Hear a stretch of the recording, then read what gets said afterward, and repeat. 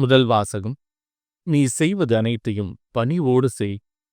சீராக்கின் ஞான நூலிலிருந்து வாசகம். அதிகாரம் 3, இறைவசனங்கள் 17 முதல் 18 முடிய மற்றும் 20 மற்றும் 28 முதல் 29 முடிய.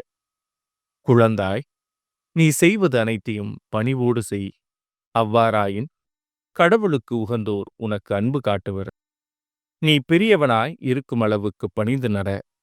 அப்போது ஆண்டவர் முன்னிலையில் உனக்கு பரிவு கிட்டும். ஆண்டவரின் ஆற்றல் பெரிது, ஆயினும் தாழ்ந்தோரால் அவர் மாட்சி பெறுகின்றார். இருமாப்பு கொண்டோரின் நோய்க்கு மருந்து இல்லை, ஏனெனில் தீமை அவர்களுள் வேரூன்றிவிட்டது. நுண்ணறிவாளர் ஓமைகளை புரிந்து கொள்வர், ஞானிகள் கேட்டறியும் ஆவல் மிக்கவர்கள். இது ஆண்டவரின் அருள்வாக்கு.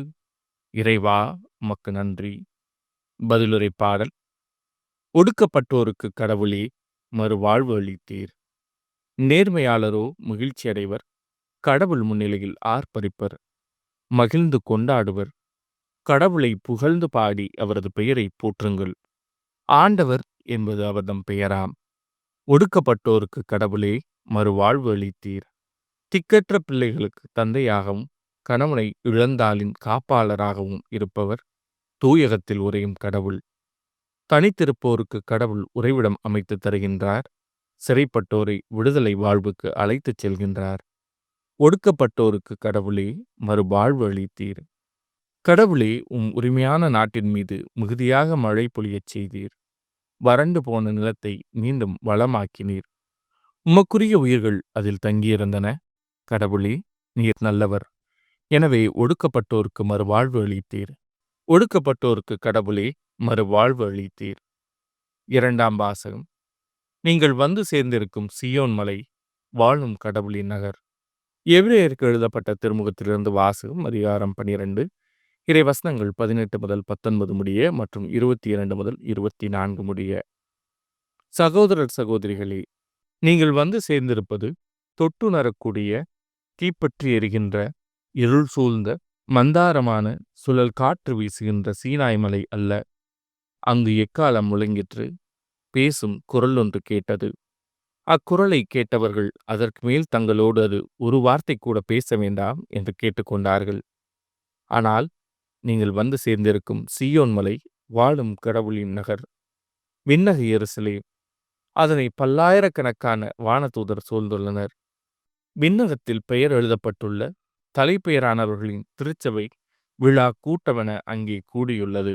நிறைவு பெற்ற நேர்மையாளர்களோடு சேர்ந்து அனைவருக்கும் நடுவரான கடவுள் முன்னிலையிலும் புதியதோர் உடன்படிக்கையின் இணைப்பாளராகிய இயேசுவின் முன்னிலையிலும் நிற்கிறீர்கள். இது ஆண்டவரின் அருள்வாக்கு. இறைவா, உமக்கு நன்றி. நற்செய்தி வாசகம். தம்மை தாமே உயர்த்துவோர் யாவரும் தாழ்த்த பெறுவர். தம்மை தாமே தாழ்த்துவோர் உயர்த்த பெறுவர். லூக்கா எழுதிய தூய நற்செய்தியிலிருந்து வாசகம். அதிகாரம் 14, இறைவசனம் 1 மற்றும் 7 முதல் 14 முடிய. அக்காலத்தில் ஓய்வு நாள் ஒன்றில் இயேசு பரிசேயர் தலைவர் ஒருவருடைய வீட்டிற்கு உணவருந்தச் சென்றிருந்தார். அங்கிருந்தோர் அவரை கூர்ந்து கவனித்தனர். விருந்தினர்கள் பந்தியில் முதன்மையான இடங்களை தேர்ந்து கொண்டதை நோக்கிய இயேசு அவர்களுக்கு கூறிய அறிவுரை. ஒருவர் உங்களை திருமண விருந்துக்கு அழைத்திருந்தால் பந்தியில் முதன்மையான இடத்தில் அமராதீர்கள். ஒருவேளை உங்களை விட மதிப்புக்குரிய ஒருவரையும் அவர் அழைத்திருக்கலாம். உங்களையும் அவரையும் அழைத்தவர் வந்து உங்களிடத்தில், இவருக்கு இடத்தை விட்டுக் கொடுங்கள் என்பார். அப்பொழுது நீங்கள் வெட்கத்தோடு கடைசி இடத்திற்கு போக வேண்டியிருக்கும். நீங்கள் அழைக்கப்பட்டிருக்கும் போது போய் கடைசி இடத்தில் அமருங்கள். அப்பொழுது உங்களை அழைத்தவர் வந்து உங்களிடம், நண்பரே, முதல் இடத்திற்கு வாரும் எனச் சொல்லும் பொழுது உங்களுடன் பந்தியில் அமர்ந்திருப்பவர்கள் யாவருக்கும் முன்பாக நீங்கள் பெருமை அடைவீர்கள். தம்மை தாமே உயர்த்துவோர் யாவரும் தாழ்த்த பெறுவர். தம்மை தாமே தாழ்த்துவோர் உயர்த்த பெறுவர். பிறகு தம்மை விருந்துக்கு அழைத்தவரிடம் இயேசு, நீர் பகல் உணவோ இரவு உணவோ அளிக்கும்போது உன் நண்பர்களையோ சகோதர சகோதரிகளையோ உறவினர்களையோ செல்வம் படைத்த அண்டை வீட்டாரையோ அழைக்க வேண்டாம். அவ்வாறு அழைத்தால் அவர்களும் உம்மை திரும்ப அழைக்கலாம். அப்பொழுது அதுவே உமக்கு கைமாறு ஆகிவிடும்.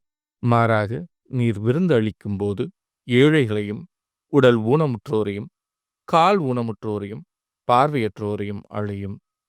அப்போது நீர் பேறு பெற்றவர் ஆவீர். ஏனென்றால் உமக்கு கைமாறு செய்ய அவர்களிடம் ஒன்றுமில்லை. நேர்மையாளர்கள் உயிர்த்தெழும்போது உமக்கு கைமாறு கிடைக்கும் என்று கூறினார்.